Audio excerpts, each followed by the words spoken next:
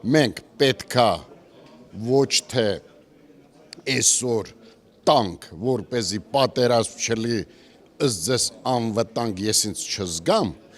այլ պիտի զարգանանք, հզորանանք, ունենանք մեր տեղը այս պետության, այս հողագնդի վրա,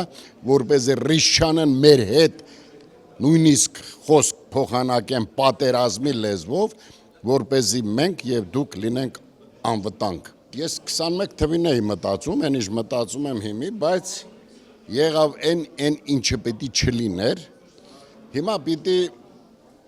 ուղակի այն 1.5 միլիոն վարչապետը, այն չտուրգանվող հայ ազգը, տենց մի քանի բաներ հիմա լրիվ չեմ հիշում, տենց այդ տիպի ժողովուրդ է, պետք է շանս ձեռնադրվի, որպեսզի կարողանան իրանց խոսքը ասեն։